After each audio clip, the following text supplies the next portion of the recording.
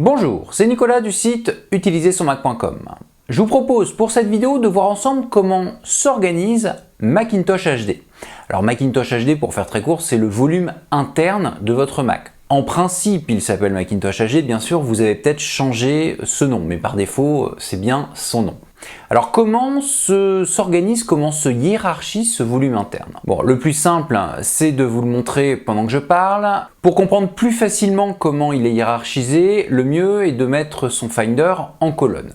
Alors, par défaut, dans Macintosh HD, vous avez 4 dossiers. Bon, il y a le dossier application, évidemment, j'ai pas besoin de vous expliquer ce que c'est. Vous avez également le dossier bibliothèque. Alors, si vous avez library à la place, c'est juste que votre système vous affiche les noms en anglais. Ça peut arriver soit parce que vous l'avez demandé, soit parce qu'il y a un petit bug, donc ce sera la même chose que bibliothèque. Par contre, j'insiste bien sur une chose, vous êtes à la racine de Macintosh HD. Je précise cela parce qu'il y a plusieurs dossiers bibliothèques dans votre Mac. Ensuite, vous avez le dossier système. Bon, là encore, j'ai pas besoin de vous expliquer ce que c'est. C'est l'endroit où sera stocké la plupart des fichiers système de votre Mac. Et enfin, vous avez le dossier utilisateur. Alors si je fais cette vidéo, c'est justement pour détailler le dossier utilisateur. Bon, comme l'indique son nom, c'est là-dedans que vous allez avoir les données des différents utilisateurs du Mac. Si je vais dedans, pour mon exemple uniquement, évidemment, j'ai plusieurs utilisateurs. Donc évidemment, le nom des utilisateurs que vous voyez, c'est moi qui les ai créés. Vous avez certainement d'autres noms, voire vous en avez moins, voire beaucoup plus que moi. Ça dépendra de chacun. Mais donc, j'ai plusieurs utilisateurs. Je parlerai de partager après. Mais avant même d'aborder partager, j'ai plusieurs utilisateurs. Vous remarquez tout de suite que l'un des utilisateurs a comme icône une petite maison. Alors pourquoi il est différent des autres? Tout simplement parce que cet utilisateur, utiliser son Mac, eh bien c'est la session dans laquelle je me trouve. Vous voyez, je peux vérifier en haut, je suis bien sur la session utiliser son Mac. Donc quand vous voyez la petite maison, c'est juste que vous avez démarré avec cette session. La session Nicolas, alors utiliser son Mac, c'est ma session de démonstration. La session de Nicolas, c'est ma session personnelle. Mais la session de Nicolas, je ne suis pas dessus. Qu'elle soit démarrée ou pas, je ne suis pas dessus. Donc c'est un dossier normal. Et évidemment, si j'étais sous la session Nicolas, la petite maison apparaîtrait sur ce dossier Nicolas. Bon, maintenant, vous aurez compris que chaque utilisateur a ses propres documents dans son dossier utilisateur, mais c'est là que vont commencer les choses plus ou moins importantes. Évidemment, macOS 10 c'est un système sécurisé, bon, en gros un système multi-utilisateur. Quand vous êtes un utilisateur, vous n'avez pas accès aux autres données. Alors bien sûr, si vous êtes administrateur, vous pouvez changer tout ce qui est autorisation des dossiers. Je ne vais pas en parler ou très peu en parler dans cette vidéo parce que c'est pas le but. Mais par défaut, vous ne pouvez pas accéder aux données qui ne sont pas dans votre session, sauf évidemment si vous avez le mot de passe des autres sessions. Et justement, puisque je vois apparaître les sessions, qu'est-ce qui se passe si je vais sur la session Nicolas? Et bien si je vais sur la session Nicolas, j'ai des sens interdits, je ne peux pas accéder à ces données. Comme ça, c'est clair. Alors justement, ça me permet de préciser une petite chose. Si je n'ai pas accès aux données des autres utilisateurs, ça veut dire que si je veux copier manuellement des documents sur un disque externe, je ne vais pas pouvoir le faire si ces documents ne sont pas dans ma session. Il y a encore beaucoup trop de personnes qui sauvegardent leurs documents avec des sauvegardes manuelles, donc ils prennent les documents des dossiers et les copient en externe. Donc ça, évidemment, ce n'est pas possible si vous n'êtes pas sur votre session. Pour tout ce qui est sauvegarde, je renvoie vers une conférence que j'ai réalisée il y a quelques temps, donc n'hésitez pas à acquérir cette conférence. Vous verrez qu'il n'y a pas besoin d'effectuer des sauvegardes manuelles pour sauvegarder des données et que même c'est conseillé de ne pas effectuer des sauvegardes manuelles comme sauvegarde principale. Mais donc, pour en revenir à la vidéo actuelle, bon, j'ai effectivement des sens interdits dans les dossiers des autres utilisateurs. Maintenant, il y a une petite chose importante. Bon, vous avez dans chaque utilisateur un dossier bureau, alors des fois il y a desktop quand c'est en anglais, un dossier document, un dossier image, musique, bon, je vais pas tous les passer hein, évidemment, mais vous avez aussi un dossier public. Alors vous remarquez que si je retourne sur mon dossier personnel, alors que je ne suis pas dans ma session personnelle, j'ai bien sens interdit sur quasiment chacun des dossiers. Je dis quasiment parce que pour public, ce n'est pas le cas. Public un petit peu à part, en fait c'est un dossier qui va vous permettre de visualiser ce qu'il y a dedans. Si je suis l'utilisateur Nicolas, si je mets un fichier dans ce dossier public, le but c'est que tous les utilisateurs de la machine puissent le consulter. Ils ne pourront pas l'effacer, mais ils pourront le consulter. Maintenant, qu'est-ce qui va se passer si moi je veux donner un document à l'utilisateur Nicolas? Eh bien, je ne vais pas passer par public, je vais passer par le dossier qui est à l'intérieur, qui s'appelle boîte de dépôt. Alors, boîte de dépôt, en fait, c'est le contraire. Avec public, je vois le document que l'utilisateur a disposé pour tout le monde. Avec boîte de dépôt, tout le monde va pouvoir envoyer des documents à l'utilisateur. Par contre, comme l'indique le message que j'ai sous les yeux, une fois qu'il est mis dedans, on ne peut pas le voir. Donc d'ailleurs, si vous vous trompez quand vous mettez un document, vous ne pourrez pas le supprimer. C'est l'utilisateur, donc là en l'occurrence l'utilisateur Nicolas, qui pourra effacer ou modifier le ou les documents que vous mettrez dedans. Donc vous aurez compris, avec public, le but c'est de partager des documents avec d'autres personnes. Alors soit, quand je dis partage, c'est soit montrer vos documents à d'autres utilisateurs de votre Mac, soit récupérer des documents d'autres utilisateurs afin de les garder. Alors évidemment, vous n'avez pas à me le contraindre, comme vous l'avez vu. Si vous voulez travailler de façon régulière avec d'autres personnes, il ne faut pas passer par ces dossiers.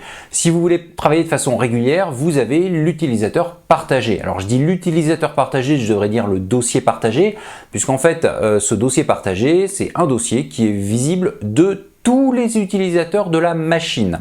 Donc je dis bien de tout le monde, hein, évidemment. Si vous ne changez pas du tout les autorisations de ce que vous mettrez dedans, justement sera visible par les différents utilisateurs de mon Mac. Alors justement, bon, je ne veux pas m'étendre dessus, mais je vous montre quand même très rapidement. Si vous avez un dossier par exemple dans Partager, pour une raison X ou Y, vous n'arrivez pas à accéder dedans, on vous dit que vous n'avez pas les autorisations. En gros, que ce soit un dossier ou un fichier d'ailleurs, vous allez tout simplement lire les informations de ce dossier ou de ce fichier et ensuite vous allez dans tout en bas, partage et permissions. Après c'est à vous, donc vous ouvrez le cadenas évidemment, vous rentrez votre mot de passe pour pouvoir modifier tout cela, mais vous aurez compris que si vous n'êtes pas administrateur, vous ne pourrez pas modifier les autorisations de tel ou tel dossier ou document. Évidemment, le but des autorisations, c'est pas d'être modifié à tout bout de champ, sinon vous risquez de causer des problèmes. Je vous montre juste cela pour que vous compreniez ce qui se passe. Mais donc voilà, c'est la toute petite parenthèse que je voulais mettre sur les partages et permissions. La vidéo n'est pas dédiée à ça, donc je vais m'arrêter là pour ces partages et permissions. Mais donc pour en revenir à ce que je fais dans cette vidéo, c'est-à-dire la structure de Macintosh HD, bon, c'est pas très compliqué. Lorsque l'on est donc un utilisateur et qu'on souhaite partager des documents, vous avez le dossier partagé qui est fait pour ça, n'hésitez pas à vous en servir. Alors bien sûr, si vous mettez un disque externe, le disque externe sera visible par défaut, encore une fois, de tout le monde, donc il aura un peu le même rôle, enfin pas le même rôle, mais il pourra servir de la même façon que le dossier partagé. Maintenant, bon, l'intérêt d'un dossier partagé, j'en ai déjà parlé dans pas mal de vidéos sur mon site, mais par exemple, si vous avez si vous ne souhaitez avoir qu'une seule bibliothèque photo, la bibliothèque photo par défaut, elle est dans le dossier images, rien ne vous empêche de la glisser dans le dossier partagé. Bon, évidemment, il y a une contrainte. Si elle est dans le dossier partagé, vous ne pouvez pas avoir deux utilisateurs qui l'ouvrent en même temps, mais cela veut dire que si l'utilisateur utilisait son Mac, ouvre une bibliothèque de photos, travaille dessus, rajoute des photos, les améliore, etc.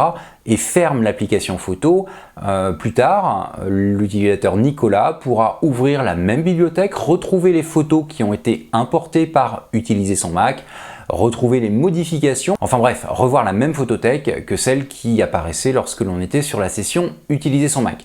Donc voilà, l'intérêt du dossier partagé, c'est de partager justement des documents et de pouvoir travailler à partir de plusieurs sessions utilisateurs, donc à partir de plusieurs utilisateurs sans se poser de questions. Alors j'ouvre une toute petite parenthèse, dans le dossier utilisateur, dans chaque dossier utilisateur, je reprends celui de démo, donc vous avez le dossier bureau, dossier documents, images, vidéos, etc. Il y a un dossier qui est très important que vous ne voyez pas, c'est le dossier bibliothèque. Alors ça peut arriver qu'il apparaisse sous son nom anglais, c'est-à-dire library, mais par défaut, que ce soit bibliothèque ou library, il n'est pas présent ici. Dans la dernière boîte à outils, je vous ai expliqué comment y accéder, bon, je vous renvoie vers cette boîte à outils. Mais quoi qu'il en soit, le dossier bibliothèque de l'utilisateur est différent du dossier bibliothèque qui est à la racine de Macintosh HD. Et vous savez quoi? Il y a aussi un autre dossier bibliothèque qui est dans le dossier système. Donc vous voyez, ça fait plusieurs dossiers bibliothèque. Alors en principe, vous n'allez pas vous y perdre parce que le dossier bibliothèque qui est à la racine de Macintosh HD et le dossier bibliothèque qui est dans le dossier système, franchement, il y a très peu de chances que vous ayez besoin d'aller dedans. Par contre, le dossier bibliothèque de l'utilisateur, qui depuis quelques années est masqué, mais que l'on peut afficher grâce à la touche Alt lorsque vous êtes dans le menu Aller du Finder, ce dossier bibliothèque, lui, il peut servir de temps en temps. Donc retenez bien comment y accéder, mais surtout retenez bien que ce n'est pas le même que les autres dossiers bibliothèque. C'est important. Alors évidemment, chez vous, vous aurez peut-être d'autres dossiers que ceux que vous voyez sur mon écran. En fait, ce qu'il y a là, c'est les dossiers par défaut. Maintenant, il est possible que certaines applications, lorsque vous les installez, aient besoin de créer d'autres dossiers. Par exemple, si vous installez Dropbox, eh bien, vous aurez un dossier Dropbox qui apparaîtra sur dans votre dossier utilisateur. Bon, cette vidéo était assez simple. Pourquoi je l'ai faite? Pour une raison très simple. Pour deux raisons. La première, c'est qu'effectivement, certaines personnes confondent les différents dossiers bibliothèques et des fois, ça peut être embêtant. Donc, je voulais vous expliquer un petit peu la différence, mais je voulais quand même voir avec vous la structure exacte du système Mac. Mais la vraie raison pour laquelle j'ai réalisé cette vidéo, c'est quelque chose de très simple. C'est que par défaut, j'ai parlé rapidement des partages et permissions tout à l'heure. Par défaut, votre système Mac, il est optimisé avec les partages par défaut. C'est-à-dire que chaque dossier utilisateur comprend documents, images, vidéos, etc., etc. Le dossier partagé, il est pour tout le monde.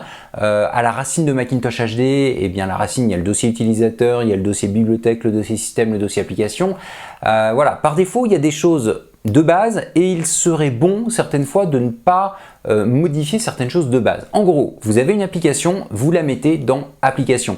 Alors techniquement, il y a pas mal d'applications qui peuvent très bien fonctionner si vous la mettez sur le bureau, si vous la mettez dans Macintosh HD directement, mais franchement, mettez-la dans application. Et je vous dirai la même chose pour chaque utilisateur. Dans un dossier utilisateur, vous avez, donc là le dossier utiliser son Mac, vous avez plusieurs dossiers. Je vous recommande, ou plutôt je vous déconseille très fortement de créer vous-même des dossiers à la racine de votre utilisateur.